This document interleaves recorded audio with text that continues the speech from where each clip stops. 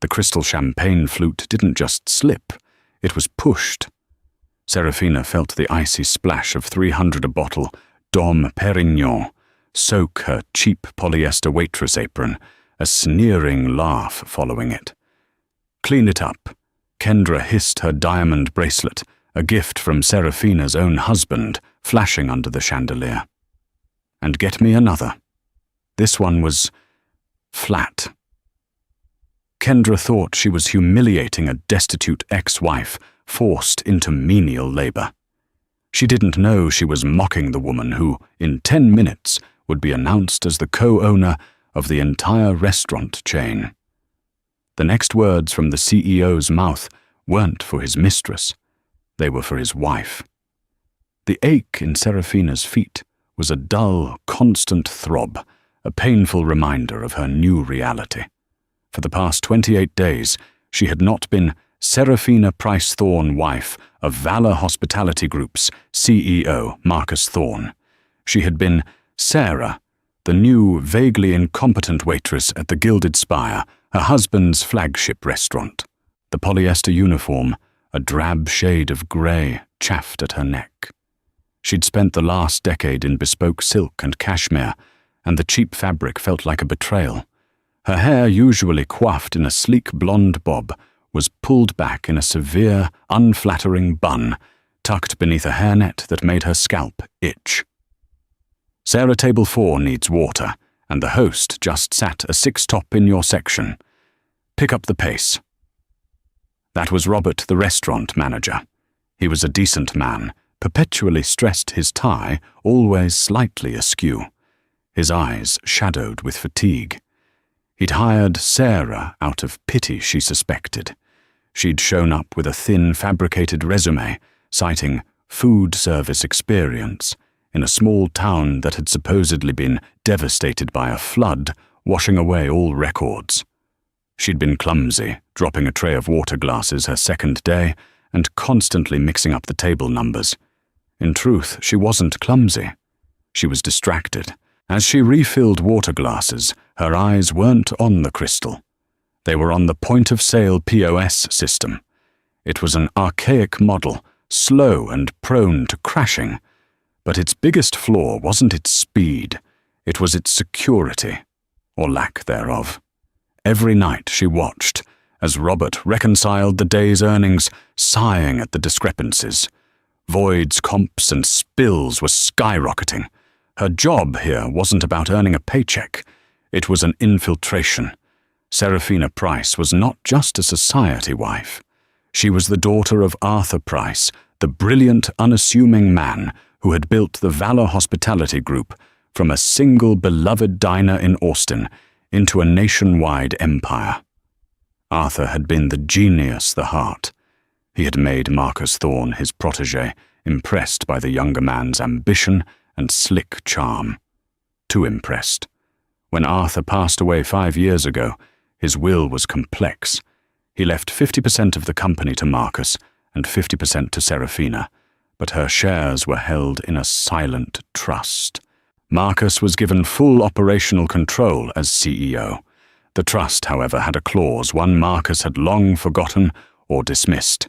It would dissolve, giving Serafina full, active, and equal voting power on their 10th wedding anniversary. That anniversary had been 1 week ago. Marcus had celebrated it by giving her a polite, distant kiss on the cheek and a pair of pearl earrings, respectable, bland, and passionless. He'd then claimed an emergency board dinner and left. She knew he'd spent the night with his mistress, Kendra Stone. For the past year, Serafina had watched the company her father built begin to hemorrhage cash. Profits were down, debt was up, and Marcus's explanations were a tangle of corporate speak, market fluctuations, leveraged assets, aggressive rebranding. Serafina, who had quietly earned her own MBA from Wharton online while playing the part of the perfect hostess, knew he was lying. He was either incompetent or he was stealing. She'd decided to find out which. What better place to see the rot than from the ground floor? Sarah, stop daydreaming. Maria, another waitress, nudged her. Maria was in her early 20s, working 2 jobs to pay for night school. Table 2, the blonde with the facelift, is glaring at you. She said her soup is cold. Right. Sorry, Maria. Serafina hurried over, offering her most apologetic smile. This is tepid, the woman snapped, pushing the bowl of lobster bisque away. Are you new? You seem lost. I'm very sorry, ma'am. I'll have the kitchen remake it immediately. As she turned, she saw them. Marcus Thorne, her husband, striding into his restaurant like he owned the place, which he thought he did. He was wearing a custom navy Brioni suit, his Patek Philippe watch gleaming. On his arm, clinging to him, with a possessor's entitlement, was Kendra Stone. Kendra was everything Serafina was not. Loud, flashy, surgically enhanced and dripping in labels, she wore a skin-tight red dress that seemed more appropriate for a nightclub, and she carried a white crocodile Birkin bag, one Serafina knew for a fact cost more than Maria's entire year of tuition. Serafina's blood went cold. Her heart hammered against her ribs, a painful, frantic bird in a cage. This wasn't supposed to happen. Marcus never came to the flagship for lunch on a Tuesday, and he never brought Kendra here. This was his place of business, and even he wasn't that arrogant. Until apparently today. Robert rushed forward, his face a mask of practiced welcome. Mr. Thorne, what a pleasant surprise. We weren't expecting you. A last-minute decision, Robert, Marcus said, his voice booming with false geniality. He didn't look at Robert, he was scanning the room. I have some special guests arriving. We'll need the best table, the one by the window. Of course, sir. Right this way. Kendra preened, scanning the other diners, enjoying the whispers that followed her. Then her eyes landed on the waitress in the drab grey uniform, frozen by the kitchen door, holding a bowl of cold soup. Kendra's perfectly painted lips curled into a slow, malicious smile. She stopped walking. Marcus, darling. She cooed loud enough to turn her heads. Look, it's the help. Marcus followed her gaze. His face, usually so tan and confident, went stark white. He stared at his wife in her hairnet and stained apron, and for a second he looked terrified. Kendra, however, looked delighted. She sauntered over her hips, swaying, leaving a trail of cloyingly sweet perfume.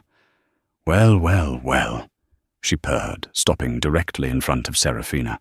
She looked her up and down, her expression one of exaggerated pity. My goodness. Serafina, look at you. How the mighty have... Well, you know. The dining room of the Gilded Spire, usually a refined space, filled with the quiet murmur of business deals and polite society, fell into a tense, expectant hush. The clinking of silverware slowed. Diners at nearby tables paused forks halfway to their mouths, sensing the brewing storm. Serafina's hand, the one holding the soup bowl, began to tremble. Her Sarah name tag felt like it was burning a hole in her uniform. I'm sorry, ma'am, Serafina stammered, dropping her gaze, clinging to her cover. I'll take you to your table. Kendra let out a short, barking laugh. Oh, ma'am, how professional. Marcus, isn't she just a picture of professionalism? Marcus had recovered his composure, but his eyes were hard and cold. He walked over, standing beside his mistress, creating a united front. He looked at Serafina, not as his wife, but as an inconvenience, a problem to be managed. Serafina, he said, his voice low and threatening. What is this? What game are you playing? Game! Kendra scoffed, running a hand down the lapel of Marcus's suit. Darling, this isn't a game. This is what happens when you get replaced. I told you she wouldn't take the divorce settlement well. I just didn't think she'd end up here. It's almost too perfect. She turned back to Serafina, her voice dripping with venom. Tell me, darling, Does this job even cover the rent on whatever sad little apartment you've had to move into? Because I know for a fact Marcus has frozen your accounts, all those lovely Amex cards, snippety-snip. She mimed cutting scissors with her fingers. A few diners gasped. Marcus did nothing to stop her. Robert the manager looked back and forth between them, his face pale with confusion. Mr. Thorne, I don't understand. This is Sarah, this is your wife. His ex-wife, Kendra corrected loudly. Or soon to be. He's upgrading, aren't you, baby? Marcus looked deeply uncomfortable, not with Kendra's cruelty, but with the public nature of it. Kendra, let's just sit down. Robert, get us some champagne. Oh, no, Kendra said, holding up a hand. I want her to serve us. She smiled a predator's smile. It's only fitting. Won't you serve us, Serafina? For old time's sake, I'll be sure to leave you a very generous tip. Maybe you can use it to get your hair done. Those roots are tragic. Serafina's knuckles were white on the soup bowl. She could feel the stares of her co-workers, of Maria, of the bus boys, of the kitchen staff, peering through the porthole window. She was their boss, their owner, and she was being dressed down like a child. The shame was scalding, but it was quickly being replaced by a cold, clarifying rage. Right this way, sir, she said, her voice, flat, her eyes, fixed on a point just past Marcus's shoulder. She led them to the prime window table. As she set down the menus, Kendra deliberately knocked hers to the floor. Oops, pick that up, will you? Serafina bent down the polyester uniform, pulling tight across her back. She retrieved the menu and placed it back on the table, her hands perfectly steady. Can I get you something to drink? She asked the Sarah persona, now a shield. I want the Dom Perignon, the 2012 vintage, and make sure it's properly chilled. Kendra ordered. And for an appetizer, we'll have the... Oh, wait. You probably know the menu by heart, don't you? What's the cheapest thing on here? I'm sure that's all you can afford to eat these days. The staff meal. Kendra, Marcus warned. What, I'm just making conversation. It must be so humbling for you, Sarah, to go from hosting senators at your dinner parties to serving me, a woman who actually knows how to keep a man like Marcus satisfied. This last comment was a whisper, but it was aimed directly at Serafina's heart. Serafina said nothing. She just nodded her face, an impassive mask, and walked toward the bar to retrieve the champagne. Pathetic, she heard Kendra hiss to Marcus. You were married to that for 10 years. No wonder the company's a mess. She has no spine. When Serafina returned with the champagne bottle and 2 flutes, her hands were steady. She presented the bottle to Marcus, who waved it away impatiently. Just open it. She expertly uncorked the bottle with a quiet thwump. She poured a small amount for Marcus to taste. He swirled it, sniffed, and nodded. She then moved to pour for Kendra. And that's when it happened. As Serafina tilted the bottle, Kendra lifted her hand, the one with the massive glittering diamond bracelet. She didn't just bump Serafina's hand, she pushed it.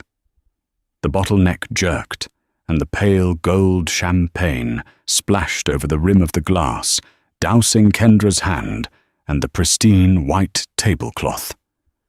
Kendra shrieked, jumping back. You clumsy cow, look what you did. This is a $20,000 bracelet. You probably got your filthy waitress germs all over it. She stood up, grabbed her napkin, and began frantically dabbing at the diamonds. Then, with a look of pure spite, she picked up her now full water glass and threw its contents directly at Serafina. That's for the champagne, she sneered. Icy water sluiced down Serafina's face, plastering her hairnet to her skin and soaking the front of her uniform. The entire restaurant was silent. Maria had her hand over her mouth. Robert looked like he was about to be sick. Marcus finally looked furious. "Kendra, that's enough. Sit down. Don't you dare tell me what to do." Kendra shrieked, her mask of sophistication completely gone. "She deserved that. She's nothing. She's a waitress." "I am a waitress," Serafina said. Her voice was quiet, but it cut through the silence like a razor. She slowly, deliberately began to unbutton her apron. The sopping wet grey fabric fell to the floor, landing in a puddle of water and champagne. "You're right." Serafina continued, her voice gaining strength. She pulled the ridiculous hairnet off, and her blonde hair, damp but free, tumbled to her shoulders. "I'm a waitress. I've been a waitress here for 28 days, and in that time, I've learned more about this company than you have in the 2 years you've been sleeping with my husband." Kendra's jaw dropped. Marcus's face went from white to a dangerous mottled red. "Serafina, stop. Right now." "Stop what, Marcus? Stop telling the truth." She turned to Kendra. "You're right about this bracelet, though. It is expensive. I approved the wire transfer for it myself." Kendra blinked. What are you talking about?" "Oh, not knowingly," Serafina said with a cold laugh. "It was hidden, buried in an expense report under promotional marketing and influencer outreach, along with the lease on your condo, and your car, and that lovely Birkin bag. You're a very expensive promotional item, Kendra." She then turned her ice-blue eyes on her husband. "And you, Marcus, are a very, very stupid thief." The air in the gilded spire crackled with the kind of tension that precedes a lightning strike. The other diners were no longer pretending not to listen. They were a captive audience watching the high-stakes drama unfold. Marcus Thorne took a step forward, his face a thundercloud. He grabbed Serafina's arm, his fingers digging into her bicep. "You're making a scene," he hissed, his voice a low growl meant only for her. "You will walk out of this restaurant right now, or I will have you removed." Serafina didn't flinch. She didn't pull away. She simply looked down at his hand on her arm, then back up to his eyes. "Remove your hand, Marcus," she said, her voice devoid of all warmth. "Or I will have you removed. You seem to be forgetting whose name is on the original charter." He hesitated. That more than anything told her he knew. He knew about the 10th anniversary clause. He had just banked on her being too stupid, too passive, or too broken to ever use it. He had miscalculated. He slowly, reluctantly let go of her arm. "What is she talking about, Marcus?" Kendra demanded, her voice rising to a shrill peak. "What charter? Tell her to shut up. Tell this server to get out." "In a minute," Serafina said calmly. She looked around, her eyes landing on the back of the dining room. "But first, I believe your other guests have arrived." Marcus's head whipped around. Just as he'd planned, 2 men in expensive-looking but ill-fitting suits were being led through the door by the hostess. They looked more like Vegas high rollers than venture capitalists. Beside them, looking nervous, were 2 reporters from the Wall Street Journal and Forbes, whom Marcus had clearly invited to witness his big move. This was the real reason for the lunch. It wasn't just a date with Kendra. It was a press luncheon. He was planning to announce something. "Ah, Mr. Sloane," Marcus said, forcing a smile and striding toward the men, leaving Kendra and Serafina in a standoff. "So glad you could make it. And you as well, ladies," he said to the reporters. "Please sit. We have a lot to discuss." He gestured to the large private table he had reserved, but the reporters' eyes were glued to Serafina, who was still standing in the center of the room, her damp uniform shirt clinging to her. "Mr. Thorne," said the Forbes reporter, a sharp woman named Diane. "We seem to have walked into something. Care to comment?" "Just a domestic disagreement," Marcus said, waving a dismissive hand. "My ex-wife is unwell. "Robert," he barked. "Call security. Escort Miss Price out." Robert, who was still standing by the manager's podium, looked paralyzed. "Sir, He means me. Robert." Serafina called out her voice, resonating with newfound authority.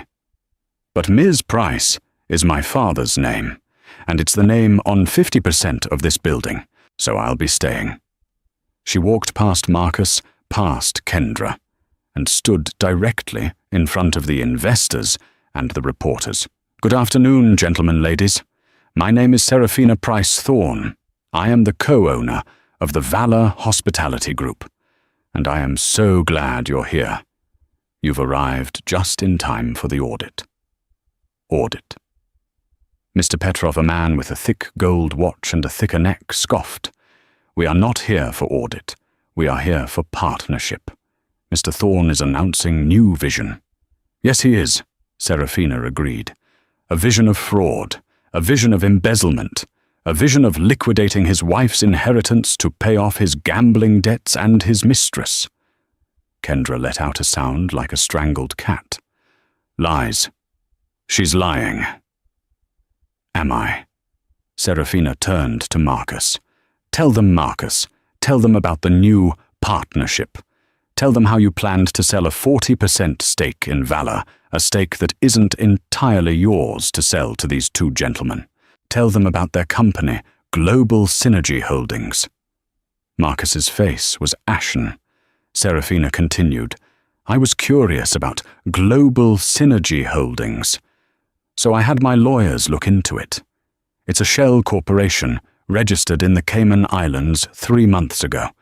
Its listed assets are, well, 0. It has no website, no employees. It's nothing.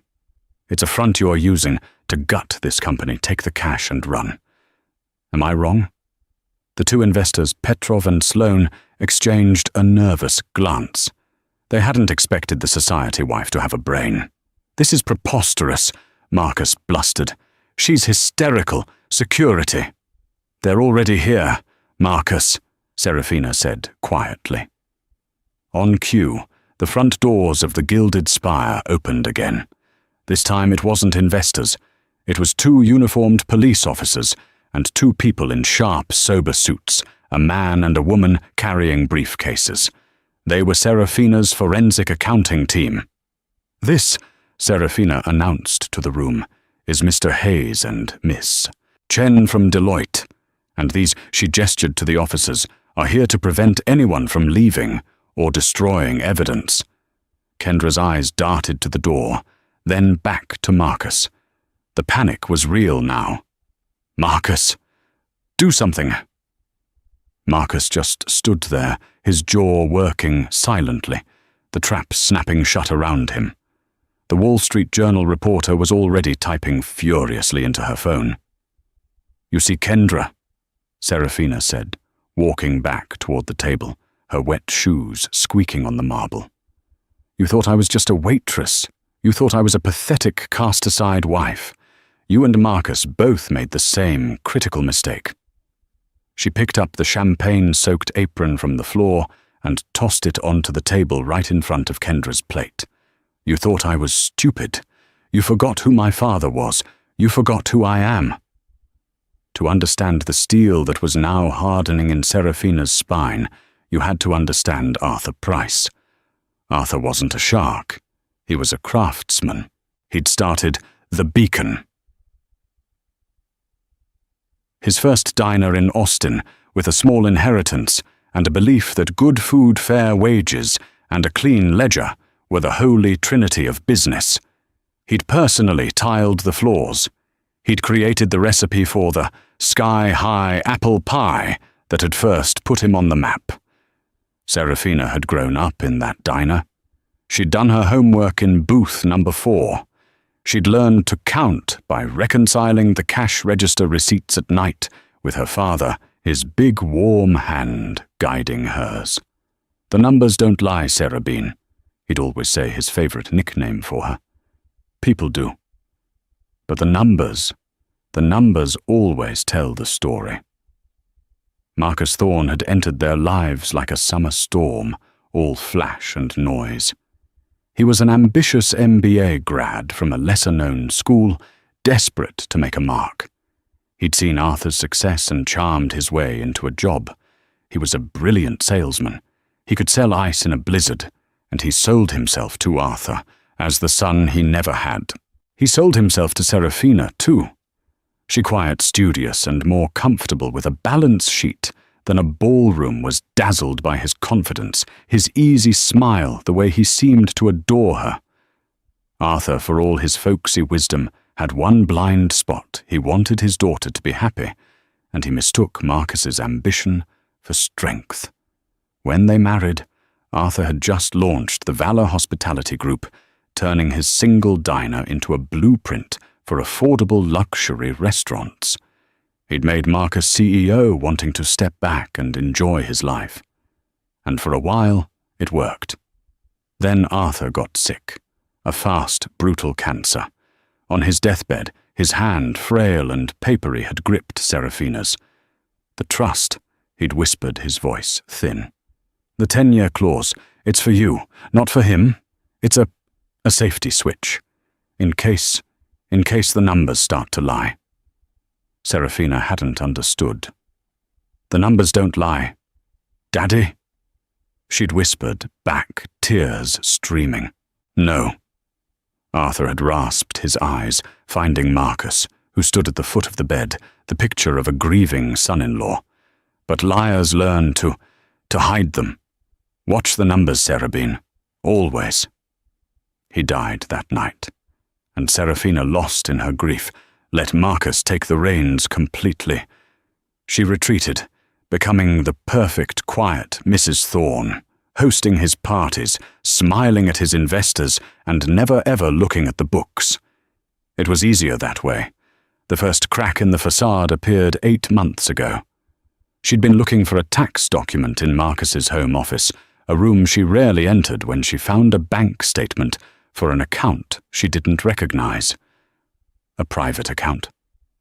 In his name only. She'd seen the transfers. Small at first. $10,000 here, $20,000 there, all from a holding company she knew belonged to Valor. She'd confronted him. He'd been so smooth. Darling, that's just a bonus payout account. Standard executive practice. Don't worry your pretty head about it. He'd kissed her, told her she looked beautiful, and said he'd booked them a trip to Paris. She'd wanted to believe him, but she heard her father's voice. The numbers always tell the story. So she started to watch. Quietly. From a distance. She opened her own online brokerage account. She started reading the financial news he'd always dismissed as boring. She saw the Valor stock price dipping. She read about new expensive projects, a Miami nightclub, a disastrous hotel venture in Dubai, that were all flash and no profit. They weren't Arthur Price projects. They were Marcus Thorne projects. Then 2 months ago, she'd hired a private investigator. Not for the company. For Marcus. The photos had been clinical, devastating. Marcus and Kendra Stone, laughing, kissing, leaving a jeweler's. The date on the photo was the day he'd told her he was flying to Chicago to fix the Midwest division. The betrayal was a physical blow, but it was the second thing the PI found that truly galvanized her. Kendra wasn't just a fling. She was a vortex of spending. The PI's report came with a list of gifts, the condo, the car, the jewelry, all traced back to shell companies funded ultimately by Valor Hospitality. He wasn't just cheating on his wife. He was robbing his partner. He was destroying her father's legacy. Her 10th anniversary was 1 month away. The safety switch was about to activate. She'd met with her father's old lawyer, a man Marcus had pushed into retirement, and formulated the plan. She didn't just want to take the company. She needed to know how he was doing it from the inside. She needed undeniable public proof. So, Sarah was born. She'd dyed her hair, a mousy brown, got fake glasses, and applied for the waitress job. For 28 days, she had listened. She'd heard the staff complain about corporate cutting their overtime. She'd seen the cheap cuts of meat being passed off as prime. She'd watched Robert the manager fudge inventory numbers to avoid getting screamed at by Marcus's corporate lackeys. And every night after her 12-hour shift, she'd gone not to an apartment, but to a suite at the Four Seasons under an assumed name. There she'd meet with the forensic accountants, feeding them the on-the-ground information they needed to follow the digital trail. The final piece of the puzzle had clicked into place just last night. The Global Synergy Holdings deal. It wasn't just embezzlement anymore. It was a full-scale liquidation. He was planning to sell the company's core assets to his cronies for pennies on the dollar, bankrupting Valor and walking away with millions in cash. He'd called this press lunch to announce it as a bold new partnership. He'd just never imagined his clumsy, invisible waitress would be the one to stop him. The Gilded Spire was now a courtroom. The diners were the jury. The reporters were the scribes. And Serafina was the prosecution. "Marcus," she said, her voice carrying across the silent room. "Before Mr. Hayes and Ms. Chen begin their presentation, and trust me, it's fascinating, complete with flow charts of your wire fraud, I'd like to correct a few statements that were made earlier." She turned her gaze to Kendra, who looked as if she'd swallowed a wasp. "First, my accounts. You were right, Kendra. Marcus did freeze our joint accounts. It was a petty, spiteful move." She paused, then gave a small, cold smile. "But he seems to have forgotten about the private trust my father established for me at birth, the one not tied to Valor. The one with a portfolio that makes his CEO salary look like a rounding error. So no, I'm not worried about my hair. Or my rent." Kendra's heavily made-up face seemed to pale beneath the foundation. "Second," Serafina continued, this divorce. Marcus can't divorce me and take the company, because the company was never his, not really. He was a steward. A very, very poor one." She walked to the head of the table where Marcus was supposed to have sat. She stood in the chairman's spot. "When my father Arthur Price passed, he left a brilliant will. He left Marcus 50% of the company, yes, but my 50% came with a controlling interest clause, a tiebreaker, a poison pill, whatever you want to call it. It was to remain dormant as long as the company was profitable and my marriage was intact, or it would activate automatically on our 10th anniversary. She looked directly at Marcus. "Happy anniversary, darling. You should have read the fine print." Marcus finally spoke. His voice was a rasp. This is theatre. My lawyers said the clause was contestable. Undue influence."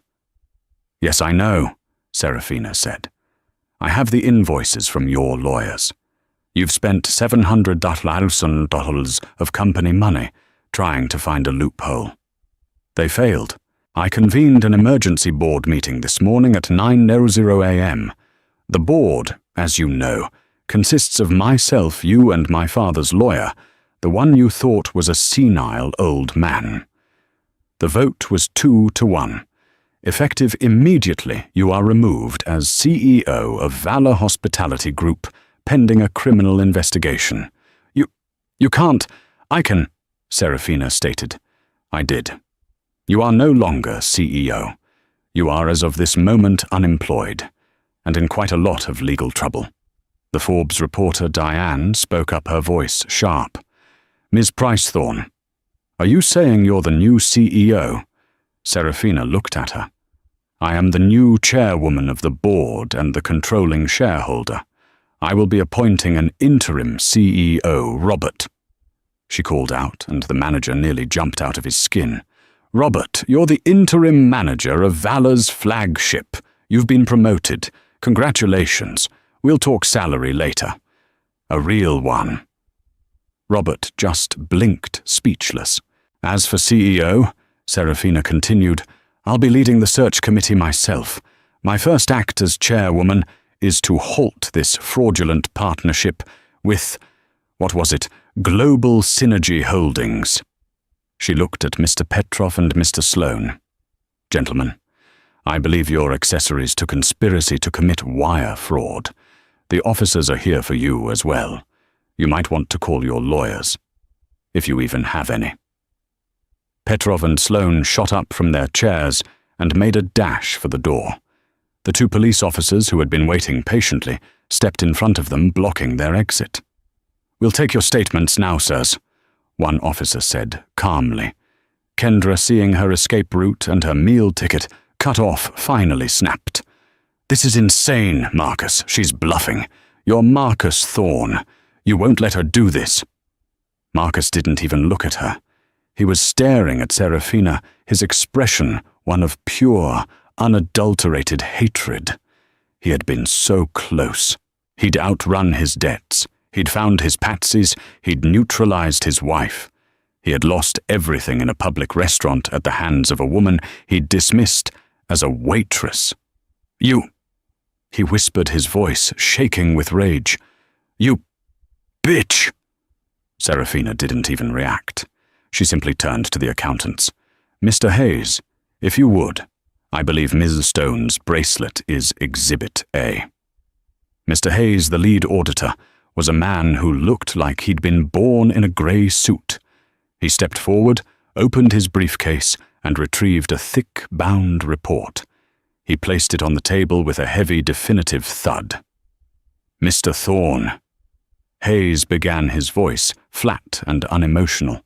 We have been conducting a full forensic audit of Valor Hospitality Group at the request of Ms. Price Thorne for the last 28 days. The financial irregularities are extensive. The Wall Street Journal reporter was now recording with her phone, the red light a malevolent eye. We have tracked, Hayes continued, a total of $4.2 million in unauthorized, uninvoiced transfers from Valor's operating accounts to 3 offshore shell companies. Global Synergy Holdings is only the most recent. He then looked at Kendra. The other two, Keystone Holdings and Miami Bright Ventures, seem to exist for one purpose, to fund your personal lifestyle, Ms. Stone. Kendra, who had been trying to shrink into the background, was now back in the spotlight. What, that's ridiculous. I'm a brand ambassador, she protested weakly. We found no such employment contract, Ms. Chen. The other auditor interjected, stepping forward. We did find the bill of sale for a 2024 Bentley Continental, the 12-month lease on your condo at the Portofino Tower, and receipts from Cartier Van Cleef and Arpels and Hermes, all paid for by Keystone Holdings, which was in turn funded by Valor's promotional marketing budget. She produced a printout. This, for example, is the receipt for the bracelet you are currently wearing, $22 of $500. It was logged as deposit for Miami Food and Wine Festival booth. Kendra instinctively covered the bracelet with her other hand. That bracelet, Serafina said, her voice cutting in, was purchased with money that should have gone to my employees' 401k matching fund, which Marcus suspended 3 months ago, citing cash flow problems. Maria, the young waitress, gasped. The other staff members who had all gathered by the service station began to murmur angrily. They hadn't been paid their full benefits all, so this woman could wear diamonds. And now, Serafina said, her voice rising, we come to the main event, the Gilded Spire, this very restaurant. She turned to Robert, the manager. Robert, how much have your food costs gone up this quarter? Robert, still reeling from his promotion, stammered, They're up 40%, Ms. Price. Corporate said, they said our suppliers were raising rates. They lied, Serafina said. Our suppliers haven't raised their rates, but Marcus set up a new intermediary supply company, a company he owns. He's been buying produce from our farmers for, say, $1, selling it to his fake company for $3, and then selling it back to his own restaurant for $5. He's been marking up his own supplies and pocketing the difference. That's why the food is terrible, Robert. That's why your margins are gone. He's been stealing from his own kitchen. This more than anything seemed to horrify the diners. He's been poisoning the well, Serafina said, summarizing her father's worst business sin. He's been destroying the product to line his pockets. My father built this company on quality, on trust. And you, she pointed a shaking finger at Marcus, you burned it all down. For her, for your gambling debts. Debts? The Forbes reporter pounced. What debts? Oh, he didn't tell you that part. Serafina gave a hollow laugh. Mr. Thorne has a problem. A $3 million marker at a casino in Macau. A marker that was due today. This global synergy deal wasn't just greed. It was desperation. He was going to sell my father's legacy to a couple of con artists to pay off a loan shark. The room was utterly silent. Marcus Thorne, the titan of hospitality, was revealed as nothing more than a desperate common thief. Marcus, Kendra whispered, her voice trembling, finally understanding. Is that true? You're broke. The horror in her voice wasn't for his crime. It was for his bank account. Marcus didn't answer. He just stared at the report on the table. Kendra. Serafina said, her voice softened now, but with pity, not kindness. He didn't just freeze my accounts. He froze all the accounts. There's no money left. The Amex he gave you, it was declined this morning. Kendra's face crumpled. This was the final fatal blow. All the preening, the arrogance, the mockery. It was all based on a foundation of stolen money that was now officially gone. Now, Serafina said, turning to the officers, I believe you have enough. Mr. Hayes, Ms. Chen, thank you. You'll be coordinating with the district attorney's office. Officer, please escort Mr. Thorne out. The officer stepped forward. Mr. Marcus Thorne, you are under arrest for suspicion of embezzlement wire fraud and grand larceny. The officer took Marcus's arm, and for the first time Marcus resisted. He yanked his arm back, his eyes wild. You won't get away with this, Serafina! He roared, finally finding his voice. I'll fight you. I'll tell them you're insane. You'll what, Marcus? Serafina asked, unafraid. Tell them more lies. The numbers don't lie. My father taught me that. And your numbers? They tell a very, very ugly story. He lunged. Not at Serafina. He lunged for the auditor's report on the table, grabbing the bound document and trying to rip it apart. It was a final, pathetic, animalistic act of desperation. The second officer moved instantly, tackling Marcus around the waist. They hit the table hard. Glasses plates and the remains of the Dom Perignon went flying.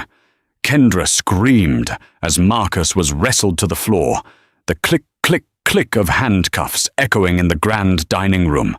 The sound of the handcuffs ratcheting shut was brutally loud in the grand, silent dining room. It was a sound of finality, a metallic full stop on the life Marcus Thorne had built. He was on the floor, his $5,000 leather suit ripped at the shoulder, his face pressed against the cool Italian marble he had so proudly imported. The facade of the charming CEO was gone, replaced by the desperate, cornered animal underneath. You can't do this, he sputtered, his voice cracking. He wasn't roaring now, he was scrambling. This is my company, I built it, Serafina. Serafina, please, tell them this is a misunderstanding. Serafina looked down at her husband, the man she had once loved, the man who had tried to discard her like trash. Her face was as cold and hard as the marble he was pinned to. You built nothing, she said, her voice cutting through his pleas. You were a parasite on my father's legacy. You didn't build this, Marcus. You just infested it. You'll be hearing from my lawyers." He tried again, shifting back to rage as the officers hauled him to his feet. "I'll own you. I'll tell them you're insane. I'll own all of you." The officers practiced in this didn't flinch. They simply propelled him toward the door. Mr. Petrov and Mr. Sloane, the two shell company investors, were already being led out, their faces sullen and silent. They were professionals. They knew when the con was over. Marcus, however, was an amateur, and he went out screaming, "This isn't over, Serafina. You hear me? It's not over." The grand oak doors of the gilded spire swung shut behind him, cutting off his threats. And he was gone. A heavy, profound silence descended thicker than the expensive carpets. Every eye in the room, diner reporter and staff, now turned to the last piece of the wreckage, Kendra Stone. She sat at the ruined table, a statue of spoiled ambition, her face a grotesque painting of streaked foundation and running mascara. She was trembling, her gaze fixed on the door her protector had just been dragged through. He's coming back, right?" she whispered to no one. "Marcus, he'll fix this." Serafina walked over to the table, her wet shoes making tiny squeaking sounds on the floor. She stood over her rival. "He's not coming back, Kendra." Kendra's head snapped up, her eyes, red-rimmed and wild, finding Serafina. The panic was finally setting in. "The officer," she stammered, her hand instinctively clutching her wrist. He said they're taking my bracelet. He can't." "It's mine. Marcus gave it to me." "He didn't give it to you, Kendra," Serafina said, her voice not cruel, just factual. "He stole it for you. It was purchased with funds that should have paid for my employees' health insurance. It's not yours. It never was." That was the sentence that broke the spell. Kendra's eyes widened as the reality of her situation collapsed on her. It wasn't just the bracelet. It was the condo, the car, the Birkin bag, the entire life she had built on Marcus's lies. I have nothing," she whispered, the terror raw and naked. "You have what you started with," Serafina replied, unmoved. Kendra's shock instantly curdled into a familiar, acidic hate. You bitch!" she hissed. "You planned this. You stood there and let me. You humiliated me." "You humiliated yourself, Kendra," Serafina said, leaning in slightly. "You mocked a woman you thought was beneath you.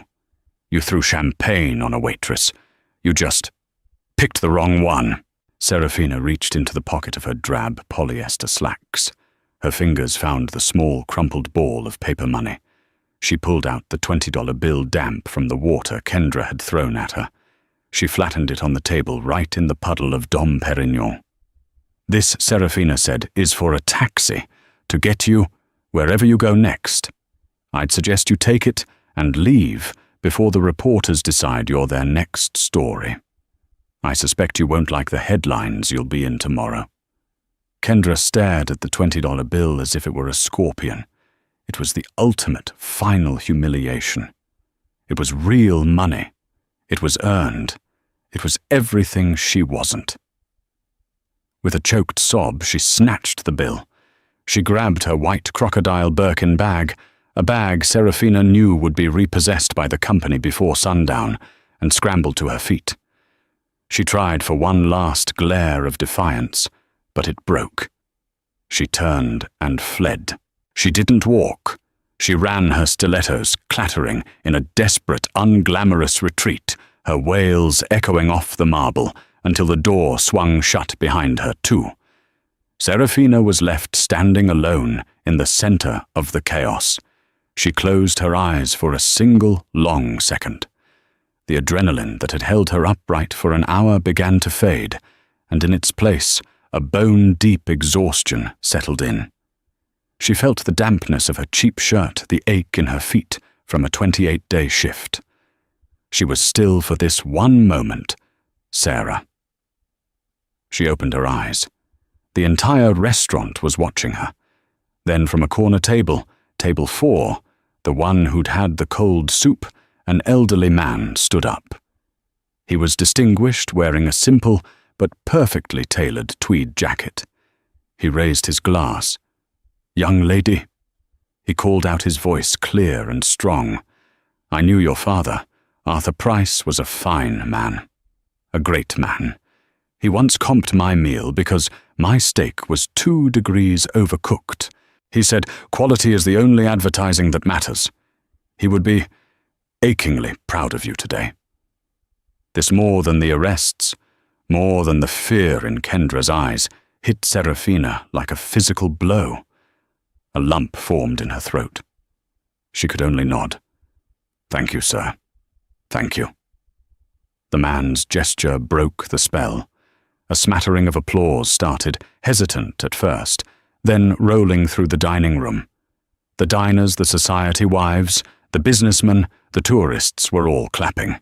They were clapping for the waitress. Serafina raised a hand and the room quieted. "Thank you, all of you. My sincere apologies for the interruption." A small wry laugh escaped her. "As you can see, we're under new management, effective immediately. Your lunches, your wine, everything. It is on the house today. Please stay and enjoy it. The kitchen will be right back with you. We have a lot to celebrate." She then turned her back on the diners. Her focus was now on her people.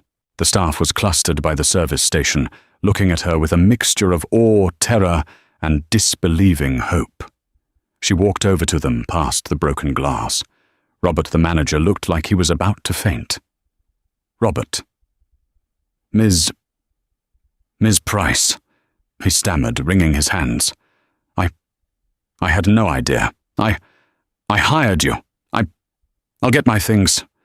"Robert," she said, cutting him off gently. "You're the only one who's shown an ounce of integrity for the last 6 months. You've been trying to keep this ship afloat while the captain was drilling holes in the hull. You're not fired. You're promoted. I'm making you interim COO of the entire Valor Restaurant division. Not just this location, all of them." Robert's mouth opened and closed. "Cool, but I'm a restaurant manager." "And I'm a waitress," Serafina smiled. "We'll learn together. My father's old office is at corporate. I want you there Monday, 8 a.m. We are rebuilding this company from the studs, and we're starting with your salary. It's being tripled." Robert's eyes filled with tears. He couldn't speak. He just nodded, a look of profound, life-changing gratitude on his face. She then turned to Maria, who was hiding behind Robert, crying silently. "Maria." The young woman wiped her eyes. "Yes, Ms. Price." "First," Serafina announced loud enough for all the staff to hear, "as of this second, the 401k match is restored. All suspended overtime is to be paid out on the next check retroactively. And, for what everyone had to witness today, everyone on shift gets a $1,000 bonus. Call it combat pay." A wave of gasps and a few muffled cheers came from the kitchen. Maria just stared. $1,000. "And you, Maria," Serafina continued, "what are you in night school for?" Hospitality management, ma'am," Maria whispered. Serafina smiled. A real warm smile, the first one that day. "Good. The Valor Group is officially restarting my father's old tuition reimbursement program. Your next semester is paid for, and I'm promoting you to assistant manager effective now. You'll report to Robert." Maria let out a sob, and, shattering all protocol, threw her arms around Serafina. Surprised, Serafina hugged her back tightly. It was a real human connection, the first one she'd felt in what seemed like a lifetime. She gently disengaged and finally turned to the last group, the reporters. Diane, the Forbes reporter, had her phone down. Her expression was one of pure, unadulterated respect. "Miss Pricethorne, that was the story of the year," she said. "You came here for a partnership announcement. You got one?" "I did," Serafina said, brushing a damp strand of blonde hair from her face. "You can report that Valor Hospitality Group is not and will not be for sale. It is entering a new partnership with its own employees and with its original principles.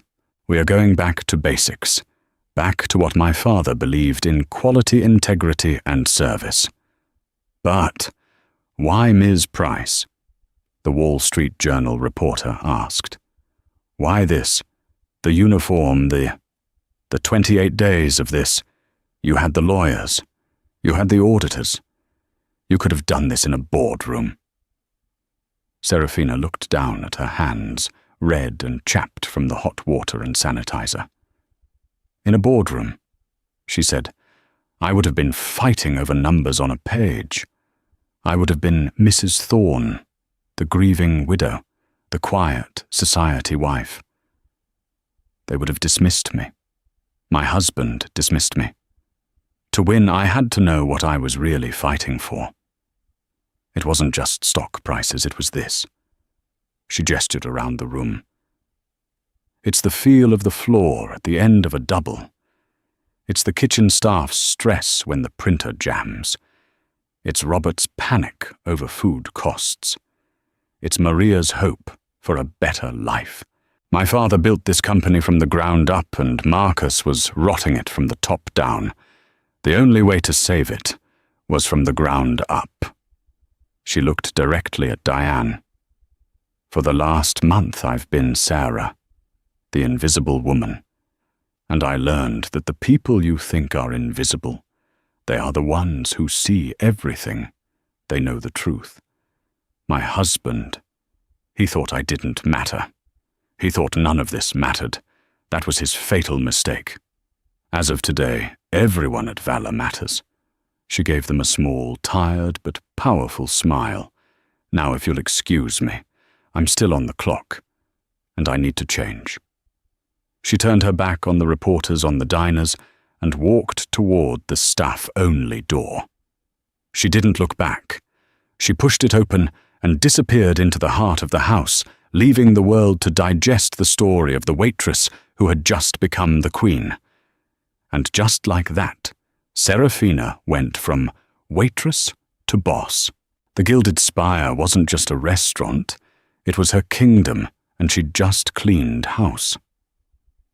Marcus and Kendra found out that day that true power isn't about the watch on your wrist or the woman on your arm, it's about the name on the deed. They thought they were looking at a victim, but they were staring down a queen.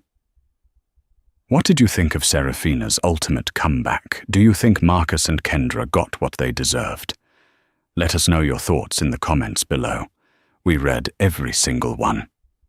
If you love stories of justice and empowerment, where the underestimated finally get their revenge, make sure to like this video, share it with someone who needs to see it, and subscribe to our channel for more real-life drama every week. Don't miss what happens next.